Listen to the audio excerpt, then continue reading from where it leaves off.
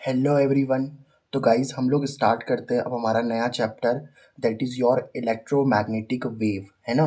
तो सबसे पहले मैं आपको यही समझाऊंगा कि ये जो वेव है ना, इस वेव टर्म का मतलब क्या होता है, फिर मैं आपको इलेक्ट्रोमैग्नेटिक वेव समझाऊंगा, ठीक है। तो बिल्कुल भी टेंशन मत लेना अगर आप लोगों ने ट्वेल्थ के इससे पहले के चैप्टर भी नहीं पढ़े और अगर आपने 11th में वेव भी नहीं पढ़ी, कोई टेंशन नहीं। ये चैप्टर आपको बहुत प्यार से और ईजिली समझ में आएगा, ठीक है। तो सबसे पहले जो हम लोग समझने वाले हैं ना, that is your what is wave. सबसे पहले हम लोग समझने वाले हैं यहाँ पे कि आपके पास में वेव क्या होती है ना। तो सबसे पहला टॉपिक आपका वेव ही है। अब देखो वेव क्या होती है बेसिकली, जैसे आपने देखा होगा कि हमारे पास में मान लो कोई रोप है। लेट से हमारे पास में क्या है, कोई रोप है। रोप मतलब कोई रस्सी है आपके पास में, है ना। तो जब आप उस रस्सी को ऐसे झटका देते हो ना, जैसे मान लो कोई भी रस्सी है मेरे पास में और उस रस्सी के आप एक एंड को पकड़ो और उस एक एंड को पकड़ के आप उसको झटका दोगे तो कुछ ऐसा बनेगा, बताओ। कुछ इस तरीके से बनेगा। जैसे यहाँ पे आपने इधर से पकड़ के, है ना, पहले रस्सी सीधी रही होगी, एकदम ऐसे रही होगी ना रस्सी, एकदम सीधी। अब आपने इसको यहाँ से पकड़ के ऐसे करा, तो बेसिकली हुआ क्या, आपने इस रस्सी को क्या करी, आपने इस रस्सी को एनर्जी दी है ना भाई साहब। अभी बात बताओ, रस्सी को अगर मुझे हिलाना है और यहाँ तक अगर रस्सी को हिलाना है तो हिलाने के लिए तो आपको एनर्जी देनी पड़ेगी, है ना। समझ पा रहे हो बात को। तो इसका मतलब जब आप इस पॉइंट से रस्सी को हिला रहे हो तो आपको इस पॉइंट पे क्या देनी पड़ रही है, बताओ। एनर्जी देनी पड़ रही है ना। मतलब यहाँ पे मान लो आपके पास में कोई ए पॉइंट है ना, कोई हमारे पास में क्या है, ए पॉइंट है। उस ए पॉइंट को मैंने एनर्जी दी, फिर ये ए पॉइंट उस एनर्जी को बी पॉइंट तक लेके जाएगा, फिर वो बी पॉइंट उस एनर्जी को मान लो सी पॉइंट तक लेके जाएगा, और ऐसे करते करते वो लास्ट पॉइंट मान लो कहाँ तक चली गई, आप लोग की जेड तक चली गई। समझ रहे हो बात को। तो जो आपने एनर्जी दी थी ना, जैसे आपने तो एनर्जी इस फर्स्ट पॉइंट को दी। एक बात याद रखना, क्या ए पॉइंट आप लोगों का जेड तक गया, नहीं। ए पॉइंट आपका जेड तक नहीं किया, बट आपके ए पॉइंट से एनर्जी जेड तक ट्रांसफर हुई है। समझ पा रहे हो बात को। मतलब ये ए पॉइंट तो अपनी जगह पे रहा, बस इसने अपनी एनर्जी को बी पॉइंट को दिया, बी ने अपनी एनर्जी को सी को दिया और सी ने अपनी एनर्जी को जेड को दिया। समझ पा रहे हो इस बात को। तो हम क्या बोलते हैं, अब देखो इस तरीके से ये जो बन के आया ना आप लोगों का, ये क्या है बताओ, आप लोगों की एक वेव बन चुकी है। तो वेव का मतलब क्या होता है कि वेव आप लोगों की एक ऐसी प्रोसेस होती है ना, भाई आप प्रोसेस ही तो कर रहे हो। आप ऐसे अगर रस्सी को हिला रहे हो तो इसका मतलब ये एक प्रकार की क्या है बताओ, प्रोसेस है। तो ये एक ऐसी प्रोसेस है in which in which energy, जिसमें आपकी जो एनर्जी होती है ना, passes from one point two another, है ना। जिसमें जो आपकी एनर्जी होती है वो एनर्जी एक पॉइंट से one point two another point, मतलब जिसमें आपकी जो एनर्जी होती है ना वो एक पॉइंट से दूसरे पॉइंट तक जाती है। जैसे जो आपकी एनर्जी थी, तो आपने पहले अपनी एनर्जी इस ए पॉइंट को दी होगी, इस ए पॉइंट ने अपनी एनर्जी बी को दी, सी को दी, और ऐसे करते करते जेड तक चली गई, ठीक है। तो ये क्या बन गई, आप लोग की इस तरीके से एक वेव बन गई, ठीक है। आई होप आपको सबसे पहले ये समझ में आ गया होगा कि वेव क्या होती है, ठीक है। अब देखो, जो वेव होती है ना आप लोगों की, वो मेनली दो तरीके की होती हैं। तो जो आप लोगों की वेव होती हैं, वो वेव आपकी मेनली दो तरीके की होती हैं, ठीक है। तो जो हमारे पास में वेव होती हैं, वो आपके पास में दो तरीके की वेव होती हैं, ठीक है। कौन कौन सी सर? देखो पहली जो वेव होती है ना बेटा आप लोगों की, वो होती है हमारे पास में मैकेनिकल वेव, है ना। कौन सी होती है हमारे पास में? This is your mechanical wave. और जो दूसरी वेव होती है ना हमारे पास में, वो कौन सी होती है बेटा आप लोगों की? That is your non mechanical wave. अभी समझाऊंगा इसका मतलब क्या है, ठीक है। तो दो तरीके की वेव होती हैं हमारे पास में, एक आपकी मैकेनिकल वेव होती है और एक आपकी नॉन मैकेनिकल वेव होती है। अब सवाल आता है कि सर ये मैकेनिकल वेव क्या होती है ना। ये जो आपकी मैकेनिकल वेव है, ये मैकेनिकल वेव क्या होती है सर?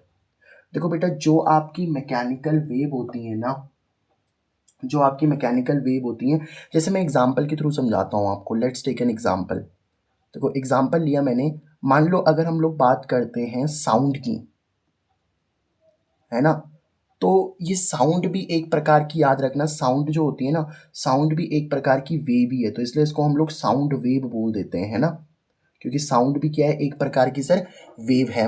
अब सोचो कि अगर आपकी जो साउंड है वो एक प्रकार की वेव है, तो जब कभी भी आप कुछ बोलते हो, जब कभी भी आप लोग कुछ भी बोलते हो, है ना, when we speak, when we speak, जब भी हम लोग कुछ बोल रहे हैं, तो जब कुछ भी आप बोल रहे हो, देखो जो भी चीज़ आप बोलते हो कहाँ से बोलते हो, अपने वोकल कॉर्ड से बोलते हो, है ना, कहाँ से बोलते हो आप लोग, अपने वोकल कॉर्ड से बोलते हो, है ना।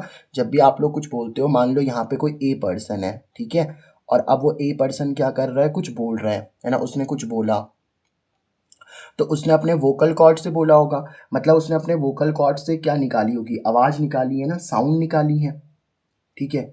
क्या निकाली उसने यहाँ पे, साउंड निकाली।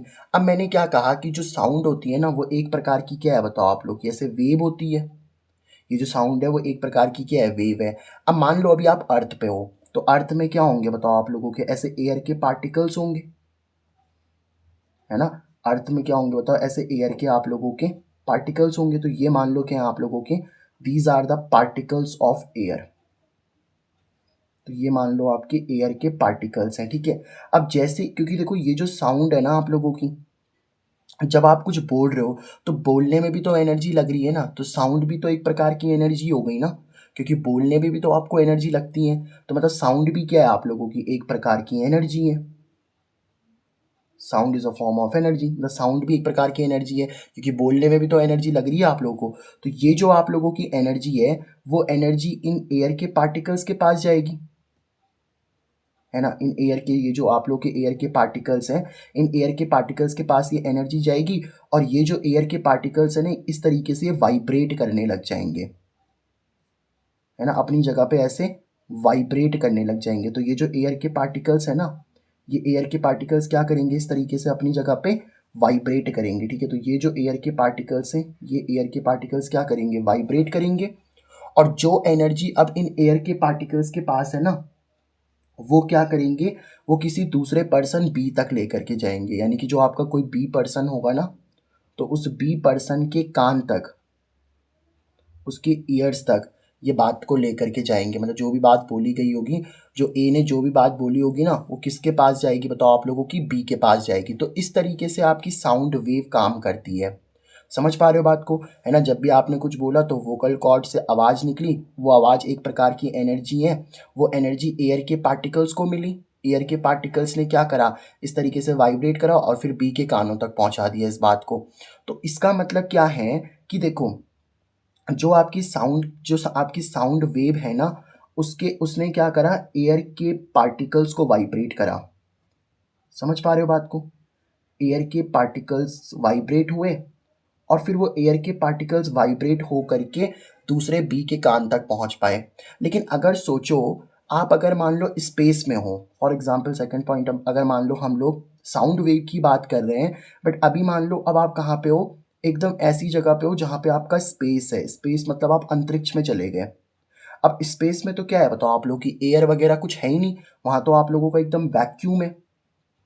वैक्यूम का मतलब क्या होता है, जहाँ कोई पार्टिकल्स नहीं होते, नो पार्टिकल्स, जहाँ कोई पार्टिकल्स नहीं होते। अब एक बात बताओ, अब अगर आपका ए कुछ बोलेगा, है ना, अब अगर आपका ए कुछ कुछ भी बोलता है, तो उसको बी तक ले जाने के लिए कोई पार्टिकल है ही नहीं। देखो, जब ए ने कुछ बोला था ना, जब भी ए ने जो साउंड निकाली थी, तो एयर के पार्टिकल्स उसे बी तक लेके गए थे, लेकिन वैक्यूम में तो कोई पार्टिकल्स होते ही नहीं है ना, तो वो एक ही साउंड को, भाई ए ने क्या करा, साउंड निकाली होगी, तो एक ही साउंड को बी तक पहुंचा ही नहीं पा रहे, क्योंकि आप लोगों के वैक्यूम में कोई पार्टिकल्स ही नहीं है जो एक ही बात को बी तक पहुंचा पाए, है ना। पृथ्वी पे तो आपके पास में एयर के पार्टिकल्स है ना, अर्थ के पास तो एयर के पार्टिकल्स हैं जो कि एक ही बात को बी तक लेकर के जा रहे हैं, लेकिन स्पेस में तो ऐसा कुछ है नहीं, वहां तो सब आप लोगों का वैक्यूम है। तो आप देखो, ये जो साउंड वेव है ना, ये आपकी मीडियम पे डिपेंड करती है। सर इस बात का मतलब क्या है कि ये मीडियम पे डिपेंड करती है, बेटा जब आप लोग अर्थ पे हो, तो अर्थ पे तो आपको मेरी बात सुनाई दे रही है, साउंड मतलब आपको साउंड सुनाई दे रही है ना, लेकिन अगर आप वही चीज़ स्पेस में करके देखते हो तो आपको साउंड नहीं सुनाई देती है। इसका मतलब हम बोल सकते हैं कि मैकेनिकल वेव वो वेव होती हैं जो आपकी किस पे डिपेंड करती हैं, जो आपकी मीडियम पे डिपेंड करती हैं। So mechanical wave are those wave, आप ऐसा बोल सकते हो कि mechanical wave are those wave which depends upon medium, जो किस पे डिपेंड करती हैं आप लोगों की, मीडियम पे डिपेंड करती हैं। मीडियम मतलब जब एयर था तो आपको साउंड सुनाई दे रही थी, लेकिन एकदम जब वैक्यूम हो गया तो आप लोगों को साउंड नहीं सुनाई दे रही है। तो इसका मतलब ये तो मीडियम पे डिपेंड करता है ना कि आप एयर में हो या फिर आप वैक्यूम में हो। समझे इस बात को? अब देखो, जो आपकी नॉन मैकेनिकल वेव होती है ना, ये नॉन मैकेनिकल वेव आपकी मीडियम पे डिपेंड ही नहीं करती। मैं एग्जाम्पल के थ्रू ही समझाता हूँ इस बात को भी, इस बात को भी एग्जाम्पल के थ्रू समझते हैं, ठीक है? जैसे मान लो, अगर मैं बात करूँ कि फॉर एग्जाम्पल जो आपके पास में सन है ना, जो आपका सन है, तो बेटा एक बात बताओ, सन से क्या आ रही है सर? सन से आ रही है आप लोगों की सनलाइट। अब वो सनलाइट बताओ आप लोगों की कहाँ पे पहुंच रही है? अर्थ पे। तो जो सन से निकलने वाली आप लोगों की सनलाइट है, वो सनलाइट बताओ आप लोगों की कहाँ पे पहुंच रही है सर? अर्थ पे पहुंच रही है। इस बात का मतलब ये है कि सन से निकलने वाली जो सनलाइट है ना, वो आपकी कहाँ पे पहुंचती है? अर्थ पे पहुंचती है। अभी बताओ, सन से अर्थ के बीच में तो आपका वैक्यूम है। सन से अर्थ के बीच में तो आप लोगों का वैक्यूम है, कुछ है ही नहीं ना भाई। स्पेस है, स्पेस है तो देखो, सन और अर्थ के बीच में तो स्पेस होगा ना। और स्पेस में क्या है? स्पेस क्या है आप लोगों का? वैक्यूम है, कोई पार्टिकल्स वगैरह तो है नहीं। बट फिर भी देखो कि सन से आने वाली जो लाइट है, वो लाइट आपकी तब भी अर्थ पे आ रही है। समझ पा रहे हो बात को? और आपने अगर ना ऑप्टिक्स चैप्टर पढ़ा होगा, तो उसमें ये भी बोला जाता है कि लाइट जो होती है ना आप लोगों की, लाइट क्या होती है? एक प्रकार की वेव होती है, ठीक है? पहले ऐसा माना जाता था कि जो लाइट थी वो पार्टिकल्स थी, बट अब ये माना जाता है कि जो लाइट है आपकी वेव है। मतलब लाइट का दोनों नेचर होता है। लाइट को पार्टिकल की तरह भी मान सकते हो आप लोग, है ना? देखो ये बात आपको पता होनी चाहिए, ठीक है बेटा, कि जो आपकी लाइट होती है ना, जो भी हमारे पास में लाइट होती है, लाइट के पास में कैसा नेचर होता है बेटा आप लोगों का? डुअल नेचर होता है। डुअल नेचर बोलने का मतलब क्या है कि लाइट जो होती है आप लोगों की, वो पार्टिकल की तरह बिहेव भी कर सकती है, और लाइट जो है आप लोगों की, वो वेव की तरह भी बिहेव कर सकती है। समझ रहे हो इस बात को? मतलब लाइट एक ऐसे पार्टिकल की तरह बिहेव भी कर सकती है, और लाइट ऐसे वेव की तरह भी चल सकती है ना? आप इसको ऑप्टिक्स में ज़रूर पढ़ोगे। चलो, अभी तो मैंने आपको ये समझा दिया कि जो लाइट है वो एक प्रकार की क्या है बताओ? वेव है। तो यानी कि इस वेव को देखो, ये वेव जो है ना, ये वैक्यूम में चल रही है कि नहीं चल रही बताओ? अच्छा, अगर आप पानी के अंदर चले गए बताओ, वाटर के अंदर अगर हम लोग बात करें, तो वाटर के अंदर भी आप देखो ना, वाटर के अंदर आपको चीज़ें दिखेंगी। समझ पा रहे हो बात को? तो इसका मतलब वाटर के अंदर भी आपकी लाइट ट्रैवल कर पा रही है। यस, समझ पा रहे हो बात को? अच्छा एक बात बताओ, आपकी चारों तरफ क्या है बताओ? एयर है। और अगर आपकी चारों तरफ एयर है, तो एयर बोलने का मतलब क्या है बताओ? आपकी चारों तरफ गैस है। भाई एयर में क्या है? गैसेस का मिक्सचर ही तो है। नाइट्रोजन, ऑक्सीजन, ये सारी गैसेस ही तो हैं। तो जो आपकी एयर है वो किसका मिक्सचर है बताओ? गैस का मिक्सचर है, गैसियस मिक्सचर। तो क्या आपको चीज़ें नहीं दिख पा रही हैं बताओ? यस। तो लाइट तो आपकी एयर में भी चल सकती है ना बताओ? तो इसका मतलब लाइट तो आपकी ऑल्सो कहाँ ट्रैवल कर सकती है बताओ? Light can travel in air.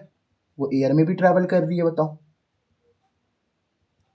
समझ पा रहे हो बात को? यानी कि लाइट आपकी एयर हो, वाटर हो, वैक्यूम हो, इवन आपकी जो लाइट है वो सॉलिड में भी ट्रैवल कर सकती है, इन सॉलिड ऑल्सो।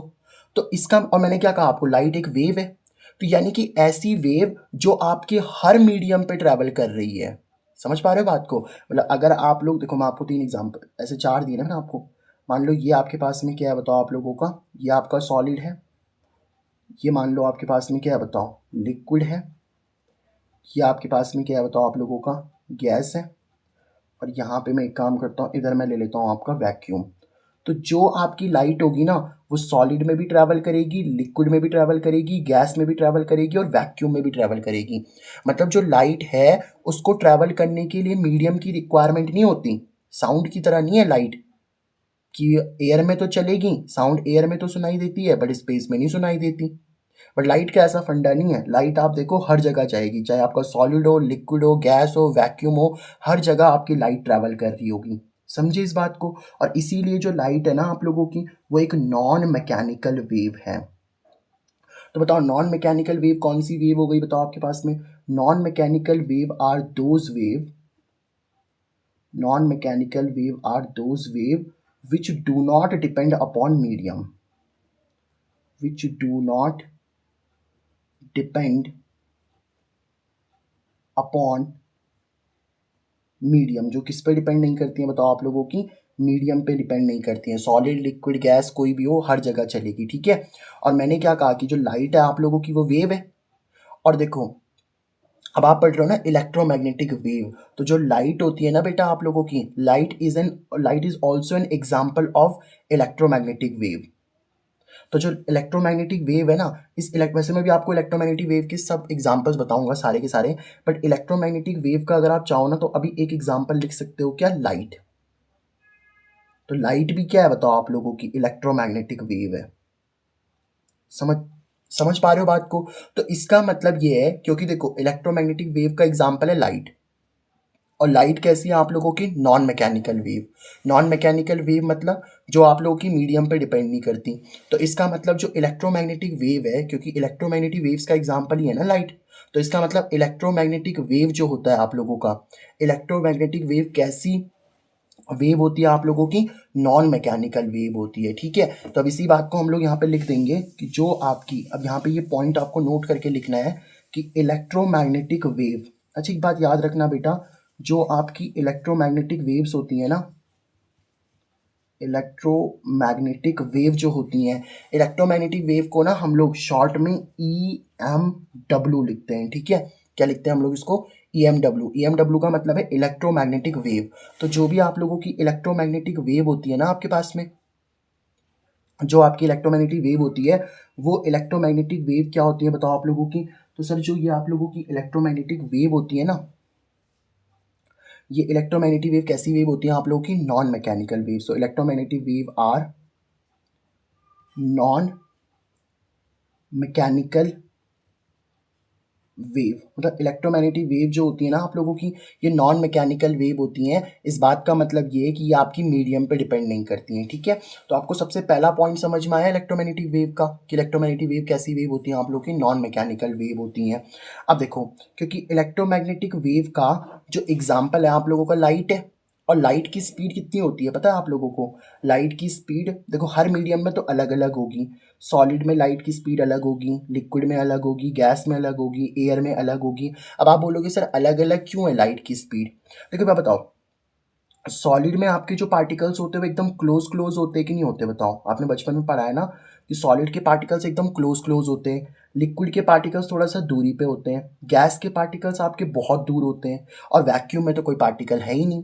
तो सोचो अगर आपकी लाइट वैक्यूम में चल रही है, तो वैक्यूम में क्योंकि कोई पार्टिकल है ही नहीं, तो क्या लाइट को रोकने में वो कोई हेल्प करेगा, या लाइट को वो रोक पाएगा बताओ। अगर वैक्यूम में कोई पार्टिकल है ही नहीं और लाइट को जाना है तो वो तो ईजिली चली जाएगी, क्योंकि वैक्यूम में कोई ऐसा पार्टिकल है ही नहीं जो लाइट को चलने को रोके। सॉलिड में पार्टिकल्स हैं, लिक्विड में है, गैस में है, लेकिन पार्टिकल्स भी अलग अलग है ना। सॉलिड में पार्टिकल्स आपके बहुत ज़्यादा हैं, लिक्विड में पार्टिकल्स थोड़ा सा कम है, गैस में पार्टिकल्स और दूरी पे हैं। तो इसका मतलब ये है कि लाइट, तो एक बात याद रखना, लाइट आपकी हर मीडियम में अलग तरीके से चलेगी। सॉलिड में लाइट आपकी अलग तरीके से चलेगी क्योंकि वहाँ पार्टिकल ज़्यादा रोकेंगे लाइट को, लिक्विड में थोड़ा सा कम रोकेंगे, गैस में और कम रोकेंगे, और वैक्यूम में तो बिल्कुल भी नहीं रोकेंगे लाइट को। क्यों? क्योंकि वैक्यूम में कोई पार्टिकल है ही नहीं ना जो लाइट को रोक सके। समझ पा रहे हो इस बात को। तो याद रखना लाइट की जो मैक्सिमम स्पीड होती है ना वैक्यूम में ही होती है। लाइट की जो मैक्सिमम स्पीड होती है वो वैक्यूम में होती है, और जो लाइट की मैक्सिमम स्पीड होती है वैक्यूम में कितनी होती है, वो होती है आप लोग की 3 × 10⁸ मीटर पर सेकेंड, ठीक है। अब क्योंकि देखो जो लाइट है वो एग्जाम्पल है इलेक्ट्रोमैग्नेटिक वेव का, तो जितनी भी आपकी इलेक्ट्रोमैग्नेटिक वेव होती है ना EMW, उन सारी EMW की जो स्पीड होती है, स्पीड बोल लो या फिर वेलोसिटी बोल लो, कोई दिक्कत नहीं है, स्पीड वेलोसिटी, तो उनकी जो स्पीड या वेलोसिटी होती है वो 3 × 10⁸ मीटर पर सेकेंड होती है। बट किस में, इन वैक्यूम। तो वैक्यूम में जो आपकी लाइट होती है ना, वैक्यूम इलेक्ट्रोमैग्नेटिक वेव क्या है, लाइट भी तो एक इलेक्ट्रोमैग्नेटिक वेव, अभी बताया ना मैंने आपको। तो जो लाइट होती है वो इतनी स्पीड से वैक्यूम में चलती है। अभी आपको ये फील नहीं आ पा रहा होगा सर ये 3 × 10⁸ क्या है, मैं आपको इसको फील करवाता हूँ। देखो ये लिखा हुआ है ना आपके पास में 3 × 10⁸ मीटर पर सेकेंड। इसको एक काम करो किलोमीटर में चेंज करते हैं। आप सबको पता है 1 किलोमीटर में कितने मीटर होते हैं बेटा, 1000 मीटर होते कि नहीं होते। यानी कि 1 किलोमीटर को सर हम लोग लिख सकते हैं क्या, 10⁻1000 है ना, तो 10⁻3 मीटर लिख सकता हूँ, बताओ मैं इसको। अब अगर आपको मीटर से किलोमीटर में जाना है ना, देखो 3 × 10⁸ दे रखा है ना, मीटर पर सेकंड चल रहा था। अगर मुझे इसको किलोमीटर में कन्वर्ट करना है तो 10⁻³ से डिवाइड कर लेते हैं। तो 10⁻³ से डिवाइड कर लेते हैं, क्योंकि 1 किलोमीटर में 1000 मीटर होते हैं ना, और 1000 को 10⁻³ लिखते हैं। तो अगर मीटर से आपको किलोमीटर में जाना है ना, मीटर से अगर किलोमीटर में जाना है तो 10⁻³ से क्या करते हो आप, डिवाइड करते हो। और अगर किलोमीटर से मीटर में जाना है तो फिर 10⁻³ से क्या करते हैं हम लोग, मल्टीप्लाई करते हैं। समझ पा रहे हो इस बात को? अब क्योंकि देखो अभी मुझे मीटर से किलोमीटर में जाना है ना, मीटर दे रखा है, किलोमीटर में जाना है, तो 10⁻³ से डिवाइड कर लो। तो 3 ऐसे ठीक है, इंटू में 10 दोनों का, देखो इसका भी 10 है, इसका भी 10 है, तो 10 10 तो सेम हो गया। 8 में से क्या माइनस हो जाएगा भाई, ये प्लस का 3 ऊपर जाके -3 बन जाएगा ना। तो 3 × 10⁸ -3 कितना होता है, 5। और साथ में किस में चेंज होगा, हो गया होगा किलोमीटर पर सेकंड, ये भी आपका किलोमीटर पर सेकंड। अब 10⁻5 का मतलब कितना है, कितने जीरो, 5 जीरो, 1 2 3 4 5 जीरो। समझ पा रहे हो बात भाई, ऐसा हो गया ना, 3 × 10⁻5 का मतलब क्या हो गया, 1 2 3 4 5 जीरो। और 3 × 1 लाख करोगे तो 3 लाख किलोमीटर पर सेकंड आ जाएगा कि नहीं आ जाएगा। अब 3 लाख किलोमीटर पर सेकंड का मतलब क्या है आप लोगों का, कि जो आपकी लाइट है ना, वो लाइट आपकी 1 सेकंड में कितना कितना किलोमीटर ट्रैवल कर रही है बताओ, 3 लाख किलोमीटर ट्रैवल कर रही है। मतलब जो आपकी लाइट है ना सर, वो लाइट आपकी वैक्यूम में इतनी स्पीड से चल रही है, 3 लाख किलोमीटर की स्पीड से। अब देखो सन से अर्थ के बीच में क्या है बताओ आप लोगों का, वैक्यूम है। तो इसका मतलब सन से अर्थ तक जो लाइट है ना आप लोग की, वो कितनी स्पीड से चल रही होगी 3 लाख किलोमीटर की स्पीड से। 3 लाख किलोमीटर पर सेकंड की, मतलब 1 सेकंड में 3 लाख किलोमीटर चल रही है। लेकिन फिर भी सन से अर्थ तक लाइट को आने में पता है आपको कितना टाइम लगता है सर, 8 मिनट 24 सेकंड्स लगते हैं। देखो लाइट इतनी स्पीड से चल रही है, सन से अर्थ के बीच में तो वैक्यूम है ना, और वैक्यूम में लाइट 1 सेकंड में 3 लाख चल जाती है, 3 लाख किलोमीटर। लेकिन उसके बाद भी देखो लाइट को कितना टाइम लग रहा है इस अर्थ तक आने के लिए, 8 मिनट 24 सेकंड। इस बात का मतलब ये है कि जो आपका सूरज है ना, जो आपका सन है, वो बहुत दूर है आपसे। समझ पा रहे हो इस बात को, अर्थ से बहुत दूर है, तभी तो उसको इतना टाइम लग रहा है, जबकि लाइट तो इतनी स्पीड से चल चल रही है। समझ आई आपको बात? ठीक है सर। अब अगर आपको इतनी बात समझ में आ गई है तो इसके बाद अब हम लोग आगे चल सकते हैं, आगे बात करते हैं, ठीक है। चलो, तो मैंने आपको एक बात बता दी कि जो इलेक्ट्रोमैग्नेटिक वेव होती है ना आप लोगों की, वो मीडियम पे डिपेंड नहीं करती। वो मीडियम पे डिपेंड नहीं करती, मतलब वो सॉलिड में भी चलेगी, लिक्विड में भी चलेगी, गैस में भी चलेगी और वैक्यूम में भी चलेगी। बट एक बात याद रखना आप लोग, ये पॉइंट भी चाहो तो आप नोट करके लिख सकते हो, कि इलेक्ट्रोमैग्नेटिक वेव हर मीडियम में तो चलेगी। ये बात याद रखना, इलेक्ट्रोमैग्नेटिक वेव हर मीडियम में तो चलेगी आप लोगों की, लेकिन उसकी वेलोसिटी हर मीडियम में अलग अलग होगी। जैसे आपने देखा ना, वैक्यूम में लाइट आपकी सबसे ज़्यादा चल रही है, सॉलिड लिक्विड गैस में अलग अलग चलेगी। तो वेलोसिटी, वेलोसिटी बोल लो या फिर स्पीड बोल लो, वेलोसिटी या फिर स्पीड ऑफ लाइट, वेलोसिटी और speed of light depends upon medium, है ना। वो आपकी किस पे डिपेंड करती है सर, मीडियम पे डिपेंड करती है। तो लाइट कितनी स्पीड से चलेगी वो डिपेंड करता है कि वो किस मीडियम में रखा हुआ है, ठीक है, डिपेंड्स अपॉन मीडियम। ये वाली बात समझ में आ गई आपको? यहाँ तक तो कोई दिक्कत नहीं होगी बेटा आपको, है ना, यहाँ तक की बात आपको एकदम क्रिस्टल क्लियर समझ में आ गई होगी, ठीक है। अब एक और पॉइंट है, वो पॉइंट मैं आपको समझाता हूँ, फिर हम लोग आगे बढ़ेंगे, ठीक है। अब वो पॉइंट क्या आप लोगों का, उस पॉइंट को हम लोग समझ लेते हैं यहाँ पे, ठीक है। तो बेटा नेक्स्ट जो आप लोगों का पॉइंट है ना, वो ये है कि जो आपकी लाइट होती है ना, जो आपकी लाइट होती है वो ट्रांसवर्स इन नेचर होती है। मैं समझाता हूँ इस बात को। देखो जो आपकी लाइट होती है ना सर, जो भी आपके पास में क्या होती है, लाइट होती है। इनफैक्ट मैं आपको एक चीज़ और बताना चाहता हूँ, पहले आप उस चीज़ को समझ लो, उसके बाद उस पॉइंट को समझेंगे, ठीक है। जो आपकी लाइट होती है ना, देखो जो आपकी वेव होती है, पहले तो आप ऐसा बोल लो, जो आपकी वेव होती है ना, वेव आपको और दो प्रकार की मिल सकती हैं। कौन कौन सी सर? जो आपकी वेव होती है ना बेटा, ये वेव आपको दो प्रकार की मिल सकती हैं। कैसे? एक होती है हमारे पास में, जिनको हम लोग बोलते हैं ट्रांसवर्सल वेव, है ना, जिनको हम लोग कौन सी वेव बोलते हैं यहाँ पे, ट्रांसवर्स वेव,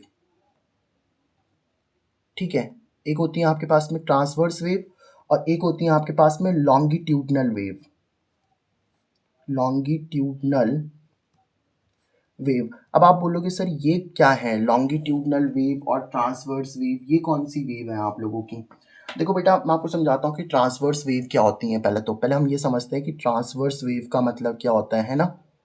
देखो, एक्चुअल में एक बात बताओ आप लोग, जैसे मैंने आपको अभी एक एग्जांपल दिया था ना कि मान लो आपके पास में कोई रोप है, ऐसे कोई, क्या हमारे पास में कोई रस्सी है, या आप ऐसा बोल दो कि आपके पास में कोई रोप है ना। तो मान लो आपके पास में कोई इस तरीके से रस्सी है। पहले वो रस्सी सीधी रखी थी, पहले रस्सी ऐसे सीधी थी, अब आपने उसको झटका दिया होगा, और जब झटका दिया तो एक प्रकार की वेव बन जाती है। मैंने आपको अभी समझाया था ना, ऐसे इस तरीके से। बताओ बेटा, ऐसे एक वेव बन गई होगी कि नहीं बन गई होगी? ठीक है सर। अब मुझे एक बात बताओ सर, ये वेव कहाँ जा रही है? सर ये वेव जा रही है आप लोगों की आगे। भाई एक बात बताओ, वेव तो आपकी आगे चल रही है ना इस तरीके से। अच्छा, ये जो चलना होता है ना, चलने को हम फिजिक्स की लैंग्वेज में प्रोपोगेट बोलते हैं, प्रोपोगेशन। तो this is the propagation of wave, है ना। तो पहले जो आपकी रोप थी वो इस तरीके से स्ट्रेट थी, और जब मैंने उस पर इस तरीके से झटका मारा होगा तो वेव आपकी कुछ ऐसी हो गई होगी ना। तो आपकी जो वेव है वो तो आगे चल रही है, ठीक है सर। लेकिन एक बात बताओ, देखो ये जो रस्सी है, इस रस्सी के पास क्या रहे होंगे बेटा? इस रस्सी के पास बहुत सारे ऐसे पार्टिकल्स रहे होंगे। तो आप देखो कि जो वेव है, वो वेव तो आप लोगों की कैसे जा रही है बताओ? वो वेव तो आप लोगों की ऐसे आगे जा रही है, बट वेव के पार्टिकल्स देखो, ऊपर गए और ऐसे नीचे गए।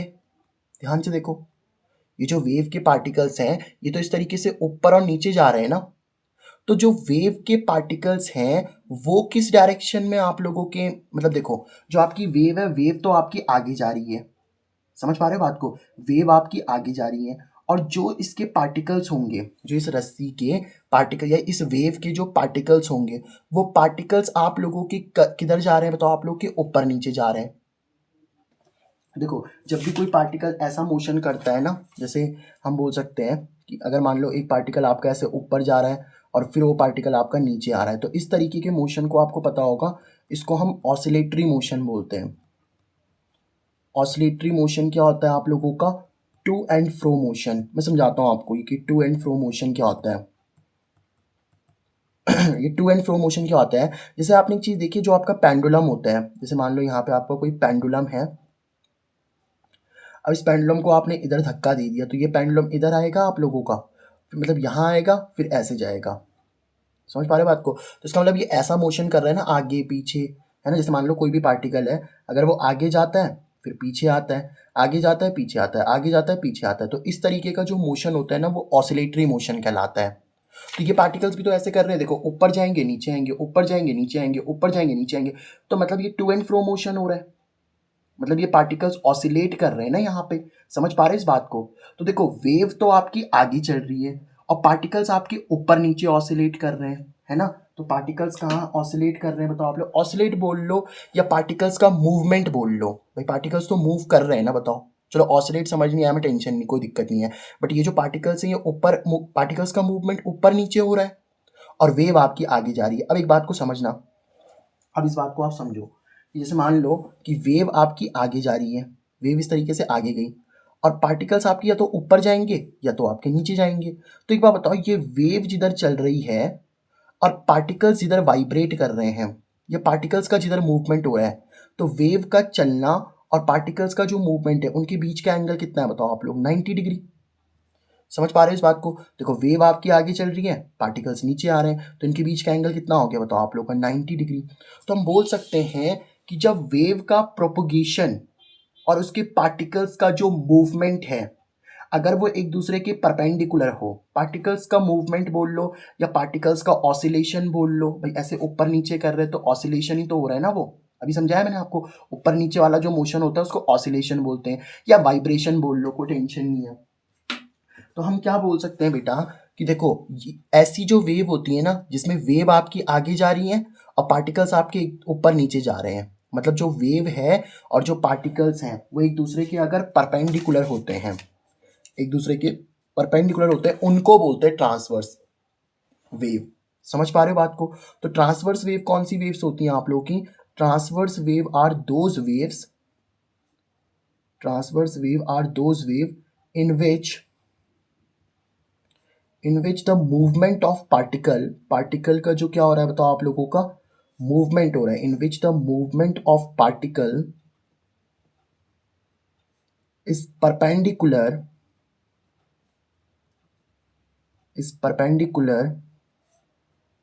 to the propagation of wave. अब मैं समझाता हूँ इसका मतलब क्या है कि वेव आपकी जिधर चल रही है ना, वेव आपकी जिधर चल रही है, अगर पार्टिकल्स भी आपके मतलब जैसे देखो वेव आपकी इधर चल रही थी, वेव आपकी इस तरीके से आगे चल रही है और पार्टिकल्स ऊपर और नीचे मतलब 90 डिग्री पे ऑसिलेट कर रहे हैं कि 90 डिग्री पे क्या कर रहे हैं, मूवमेंट कर रहे हैं। तो ऐसी वेव्स को हम लोग क्या बोलते हैं बताओ? These wave are called as transverse wave. ऐसी वेव को हम लोग क्या बोलते हैं यहाँ पे? ट्रांसवर्स वेव बोलते हैं। क्यों? देखो वेव तो आप लोग की ऐसे आगे जा रही है और पार्टिकल्स देखो या तो ऊपर जा रहे हैं आप लोग के या तो नीचे जा रहे हैं। समझ पा रहे हो बात को? तो मतलब पार्टिकल्स ऊपर जा रहे हैं, नीचे जा रहे हैं और वेव आगे जा रही, तो इनके बीच का एंगल 90 हो गया कि नहीं हो गया बताओ? तो ये परपेंडिकुलर हो गए है ना। तो ऐसी वेव को हम लोग क्या बोलते हैं बताओ? These are called as your transverse wave. अब लॉन्गिट्यूडनल वेव क्या होती है पता है आप लोगों को? देखो लॉन्गिट्यूडनल वेव को भी एक एग्जांपल से समझते हैं। मान लो आपके पास में कोई स्प्रिंग है, ठीक है, लेट से हमारे पास में क्या है यहाँ पे, इस तरीके से कोई स्प्रिंग है और इस स्प्रिंग पे मान लो कुछ इस तरीके से आपका लोड अटैच में कोई ऑब्जेक्ट अटैच है इस तरीके से, ठीक है, कोई ऑब्जेक्ट यहाँ पे लगा हुआ है और ये आपके पास में कोई क्या है बताओ? स्प्रिंग है। अब सोचो इस स्प्रिंग को आप चाहे आपकी मर्जी आप इसको कंप्रेस करो, कंप्रेस करने का मतलब है चाहे तो आप इस स्प्रिंग को ऐसे दबा दो या तो फिर चाहे आप इस स्प्रिंग को क्या कर दो, ऐसे एक्सपैंड कर दो। एक्सपैंड का मतलब क्या? इस तरीके से आप इसको खींच दो। तो अब एक बात बताना, ध्यान से सुनना इस बात को, अब एक बात को ध्यान से सुनना। अब जैसे मान लो मैं इसको समझाता हूँ आपको कि जब आप स्प्रिंग को, चलो आप मान लो स्प्रिंग को एक्सपैंड कर रहे हो, तो जब आप स्प्रिंग को एक्सपैंड करोगे तो जो देखो जैसे स्प्रिंग है ना आप लोगों की, तो स्प्रिंग को जब आप एक्सपैंड करोगे तो जो स्प्रिंग में जो वेव है आप लोगों की वो आगे जा रही है। देखो ना ध्यान से, आपने स्प्रिंग को आगे खींचा तो वेव ऐसे चल रही होगी कि नहीं चल रही होगी बताओ? तो स्प्रिंग को खींचने में वेव आपकी आगे चल रही है और जो आपके पार्टिकल्स हैं वो भी किस डायरेक्शन में चल रहे हैं बताओ आप लोगों के? भाई देखो आप अगर आपने देखा होगा ना, जैसे आप किसी स्प्रिंग को खींचते हो, अगर मान लो आपने कभी ये देखा हो कि लाइट से मेरे पास में यहाँ पे कुछ इस तरीके से कोई स्प्रिंग है, आप इसको कभी आपने ट्राई किया होगा, ये मान लो ये स्प्रिंग है, इसको आप खींच लो ऐसे, ऐसे इसको खींचोगे तो ऐसे ऊपर नीचे ऊपर नीचे ऊपर नीचे होती रहती है कि नहीं बताओ?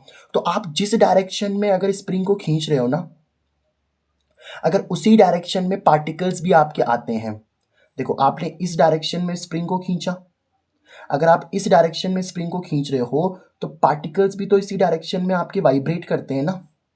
समझ पा रहे हो इस बात को? आपने देखो स्प्रिंग को ऐसे खींचा तो पार्टिकल्स भी तो उसी डायरेक्शन में आप लोगों के क्या कर रहे हैं बताओ? देखो जैसे आपने स्प्रिंग को ऐसे खींचा तो वेव आपकी ऐसे तो जा रही होगी, जैसे आगे भी जा रही होगी और ऐसे पीछे भी जा रही होगी, अगर आप ध्यान से देखो तो, क्योंकि स्प्रिंग ऐसे आगे भी आती है पीछे भी आती है, आगे भी आती है पीछे भी आती है, तो वेव ऐसे चल रही होगी ना आप लोगों की, आगे भी जा रही होगी और ऐसे पीछे भी आ रही होगी। और पार्टिकल्स भी तो यही कर रहे होंगे, पार्टिकल्स भी आगे जा रहे होंगे आप लोगों के और ऐसे पीछे आ रहे होंगे।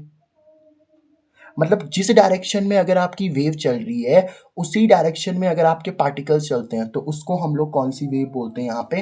That is called as your longitudinal wave. तो लॉन्गिट्यूडनल वेव कौन सी वेव होती है बताओ आप लोगों की? Longitudinal wave are those wave, longitudinal wave are those wave in which the movement of particle, the movement of particle is along with wave. Along with wave का मतलब समझे कि जिधर वेव आपकी चल रही है ना उसी डायरेक्शन में आपके पार्टिकल्स भी चल रहे होंगे। जैसे अब देखो इस ऑब्जेक्ट से मान लो आपने स्प्रिंग को आगे खींचा, तो अब देखो स्प्रिंग को आगे खींचा तो वेव आपकी आगे जा रही होगी, वेव आगे जा रही है तो पार्टिकल्स भी उसी डायरेक्शन में जा रहे हैं। वेव अगर आपकी पीछे आएगी तो पार्टिकल्स भी उसी डायरेक्शन में आ जाएंगे। समझे इस बात को? तो ऐसी जो वेव होती है ना आपकी लॉन्गिट्यूडनल वेव होती हैं। समझे इस बात को? तो हमने वेव के और दो टाइप समझ लिए यहाँ पे, एक होती है आपकी कौन सी? ट्रांसवर्स वेव, और एक कौन सी होती है बताओ हमारे पास में यहाँ पे? लॉन्गिट्यूडनल वेव होती है। अब सवाल आएगा कि सर ये जो हम इलेक्ट्रोमैग्नेटिक वेव पढ़ रहे हैं ना ये कौन सी वेव होती हैं? तो आंसर है बेटा कि जो इलेक्ट्रोमैग्नेटिक वेव होती है ना वो ट्रांसवर्स वेव होती हैं। तो जो हमारे पास में इलेक्ट्रोमैग्नेटिक वेव होती है, EMW का मतलब क्या बताया था मैंने आप लोगों को? Electro magnetic wave. तो इलेक्ट्रोमैग्नेटिक वेव का मतलब आप समझ गए ना। तो इलेक्ट्रोमैग्नेटिक वेव कौन सी वेव होती है बताओ आप लोगों की? Electromagnetic wave are transverse wave. अब मैंने क्या कहा कि इलेक्ट्रोमैग्नेटिक वेव कैसी वेव होती है आप लोगों की? ट्रांसवर्स वेव होती है। अब इस बात का मतलब क्या है बताओ? इलेक्ट्रोमैग्नेटिक वेव ट्रांसवर्स वेव होती है। इस बात का मतलब ये है कि जैसे आपकी जो भी कोई भी इलेक्ट्रोमैग्नेटिक वेव होगी, वो इलेक्ट्रोमैग्नेटिक वेव तो आपकी आगे जाएगी इस तरीके से, इलेक्ट्रोमैग्नेटिक वेव तो आगे जाएगी, और उस जो पार्टिकल्स होंगे वो पार्टिकल्स क्या करेंगे बताओ आप लोगों के? पार्टिकल्स ऐसे ऊपर नीचे ऑसिलेट करेंगे, या आप ऐसा बोल सकते हो वाइब्रेट करेंगे या मूवमेंट करेंगे, ठीक है। अब सवाल आता है कि सर ये किसके पार्टिकल्स आप लोगों के वाइब्रेट कर रहे हैं? तो बेटा ये आप लोगों के इलेक्ट्रिक फील्ड या फिर मैग्नेटिक फील्ड के पार्टिकल्स वाइब्रेट कर रहे होते हैं। मैं आपको समझाता हूँ कैसे। देखो बेटा, एक इलेक्ट्रोमैग्नेटिक वेव बनती कैसे है ना, मैं आपको ये समझाता हूँ, ठीक है। वैसे हम इस वाले को ना लास्ट के एंड वाले में और डिटेल में समझेंगे, जहाँ पे हम जनरेशन ऑफ इलेक्ट्रोमैग्नेटिक वेव समझेंगे। लेकिन अभी आपका इंट्रोडक्शन है, तो मैं आपको एक तरीके से इसको समझा देता हूँ कि कैसे बनती है, ठीक है। देखना, जैसे मान लो ये आपके पास में क्या है, लेट इट बी, ये आपके पास में वाई एक्सिस है, ये आपके पास में क्या है यहाँ पे एक्स एक्सिस है, और ये क्या है मान लो आपके पास में जेड एक्सिस है, ठीक है। अब ध्यान से सुनना, आपको बात समझ में आ जाएगी, ठीक है। अब मान लो कि जो आपके वेव है ना, वो वेव आपकी एक्स एक्सिस में चल रही है, ठीक है। तो लेट से ये हमारे पास में क्या है, हमारी वेव है। तो ये क्या बताओ? This is the direction of propagation of wave, मतलब इस डायरेक्शन में आपकी वेव चल रही है। प्रोपोगेशन ऑफ वेव, मतलब वेव आपकी इस तरीके से आगे चल रही है, मतलब एक्स एक्सिस में आप लोगों की वेव चल रही है। तो वेव जिस डायरेक्शन में आपकी चल रही है ना, वेव तो एक्स एक्सिस में चल रही है, एक्स एक्सिस के परपेंडिकुलर क्या है? वाई। एक बात याद रखना बेटा, ये जो एक्स वाई जेड एक्सिस होती है ना, तीनों एक दूसरे के परपेंडिकुलर होती है। मैं आपको समझाता हूँ कैसे। जैसे मान लो ये आपके पास में क्या है, इस तरीके से, लेट से ये हमारे पास में एक्स एक्सिस है, ठीक है। ये हमारे पास में वाई एक्सिस है, और ये हमारे पास में जेड एक्सिस है। अब आप इन तीनों को देखो, एक्स वाई और जेड, देखो ये इधर इधर एक दूसरे के साथ 90 एंगल बनाती हुई दिख रही है, बताओ जेड 90, हर जगह देख लो इधर 90, हर जगह कहीं से भी आप इनको देखोगे ना, एक दूसरे के साथ में म्यूचुअली परपेंडिकुलर होती है। म्यूचुअली मतलब एक दूसरे के साथ में 90 का एंगल बना रही होती है, ठीक है। तो अब देखो एक्स एक्सिस में आपकी क्या चल रही है बताओ? वेव चल रही है। तो वाई एक्सिस में क्या होगा? जो आपकी इलेक्ट्रिक फील्ड होगी ना, अच्छा, प्रोपगेशन ऑफ वेव का मतलब क्या है? वेव इस तरीके से चल रही है, और वेव अगर आगे चल रही है तो वेव की क्या होगी? वेलोसिटी होगी। वेलोसिटी मतलब वेलोसिटी मतलब कि एक्स एक्सिस में आपकी वेव कितनी स्पीड से चल रही है। एक्स एक्सिस में जो वेव होगी वो किसी ना किसी स्पीड से चलती होगी ना, तो कितनी स्पीड से चल रही है वही तो वेलोसिटी है। वाई एक्सिस में आपकी इलेक्ट्रिक फील्ड हो गई, और जेड एक्सिस में क्या ले लेते हैं हम लोग यहाँ पे? मैग्नेटिक फील्ड ले लेते हैं। तो प्रोपोगेशन वेलोसिटी को वी वेक्टर भी लिखते हैं ना, क्योंकि वेलोसिटी एक वेक्टर क्वांटिटी होती है, तो जो भी वेक्टर होते हैं उनके ऊपर ऐसे एरो लिखते हैं। इलेक्ट्रिक फील्ड भी वेक्टर क्वांटिटी है, तो वेक्टर लिख दिया। और मैग्नेटिक फील्ड को बी से लिखते हैं, तो बी के ऊपर भी वेक्टर लिख दिया आप लोगों ने, ठीक है। अब ध्यान से देखना, जो एक्स एक्सिस है ना, एक्स एक्सिस के परपेंडिकुलर क्या है? वाई। तो जो आपकी वाई एक्सिस होगी ना, उस वाई एक्सिस में आप लोगों की इलेक्ट्रिक फील्ड, वाई एक्सिस में इलेक्ट्रिक फील्ड आपको ऐसे वाइब्रेट करते हुए दिखेगी। इस तरीके से ऊपर जा रही है ना आप लोग की इलेक्ट्रिक फील्ड, बताओ ऐसे इलेक्ट्रिक फील्ड ऊपर जा रही है, और ऐसे इलेक्ट्रिक फील्ड नीचे आ रही होगी। समझ पा रहे हो बात को? ऐसे देखो, तो इलेक्ट्रिक फील्ड आपकी ऐसे ऊपर भी जा रही है, नीचे भी आ रही है, ऊपर भी जा रही है, नीचे भी जा रही है, ऊपर भी जा रही है, नीचे भी जा रही है। समझ पा रहे हो बात को? और जेड एक्सिस में, ये जो जेड एक्सिस है ना, इस जेड एक्सिस में पता क्या है आप लोगों का? अभी समझाता हूँ मैं आपको। ये जो जेड एक्सिस है ना आप लोगों का, जेड देखो, जेड ऐसे बाहर की तरफ और अंदर की तरफ होगा ना भाई। जेड तो ऐसे ही होता है, अंदर की तरफ और बाहर की तरफ। तो जो आपकी जेड एक्सिस है ना, उसमें ऐसे मैग्नेटिक फील्ड आगे की तरफ, ये जो मैग्नेटिक फील्ड है ये आगे की तरफ और पीछे की तरफ, आगे की तरफ और पीछे की तरफ वो वाइब्रेट कर रही होगी। समझ पा रहे हो बात को? देखो मैंने आपको क्या समझाया कि जो इलेक्ट्रोमैग्नेटिक वेव होती है वो ट्रांसवर्स वेव होती है। ट्रांसवर्स वेव का मतलब क्या होता है कि वेव तो आपकी आगे चलती है, तो वेव तो आगे ही जा रही है, लेकिन वेव के परपेंडिकुलर। मैंने आपको बताया ना ट्रांसवर्स वेव में क्या होता है कि वेव तो आगे जाती है और पार्टिकल्स का मूवमेंट परपेंडिकुलर होता है। पार्टिकल्स का मूवमेंट क्या होता है बताओ आप लोगों का, परपेंडिकुलर होता है। तो यस, वेव तो आगे जा रही है। अब देखो जो वेव है आपकी वो एक्स एक्सिस में, और ये एक्स वाई जेड ये तीनों एक दूसरे के साथ में परपेंडिकुलर होती हैं। तो जो आपकी वेव है, वेव के परपेंडिकुलर इलेक्ट्रिक फील्ड भी वाइब्रेट कर रही है और वेव के परपेंडिकुलर मैग्नेटिक फील्ड भी वाइब्रेट कर रही है। समझ पा रहे हो? जैसे मैं आपको समझाता हूँ, देखो ये मान लो ये आपके पास में क्या है, ये इलेक्ट्रिक फील्ड है जो ऊपर जा रही है और एक्स एक्सिस यहाँ आपकी वेव जा रही है। तो अब देखो, अब ध्यान से देखना, इसको ऐसे ले लेते हैं, ऐसे ले लेते हैं, ठीक है। अब इलेक्ट्रिक फील्ड ऊपर भी दिख रही है, इलेक्ट्रिक फील्ड नीचे भी दिख रही है, आगे वेव जा रही है। तो इलेक्ट्रिक फील्ड में देखो ये जो वेव है ना, वेव तो आपकी आगे जा रही है, बट आगे कैसे जा रही है, वो इलेक्ट्रिक फील्ड में ऐसे वाइब्रेट करते हुए ऊपर नीचे ऊपर नीचे ऊपर नीचे करते करते आगे जा रही है, ऐसे ऊपर नीचे करते करते आगे जा रही है। बट ऐसा नहीं है कि सिर्फ वो इलेक्ट्रिक फील्ड में ही वाइब्रेट कर रही है, नहीं, वो ऐसे जब आपकी जेड एक्सिस होगी ना, ऐसे बाहर बाहर की तरफ, ऐसे जेड एक्सिस तो बाहर की तरफ होगी, तो मैं इसको ऐसे बना देता हूँ थोड़ी देर के लिए, ऐसे बना दी मैंने जेड एक्सिस। तो अब जेड एक्सिस में देखो वेव तो आपकी ऐसे आगे जा रही है, इलेक्ट्रिक फील्ड में तो वाइब्रेट कर ही रही थी, मैग्नेटिक फील्ड मतलब वो जेड एक्सिस में भी ऐसे अंदर बाहर भी क्या कर रही होगी बताओ आप लोगों की, इस तरीके से वाइब्रेट कर रही होगी। तभी तो वो ट्रांसवर्स वेव है ना, क्योंकि देखो पार्टिकल्स का मूवमेंट या तो ऊपर नीचे हो रहा है, मतलब पार्टिकल्स का मूवमेंट ऐसे ऊपर नीचे हो रहा है, तो ऊपर नीचे देखो ये एक्स एक्सिस है और ये वाई एक्सिस एक दूसरे के परपेंडिकुलर है कि नहीं है बताओ।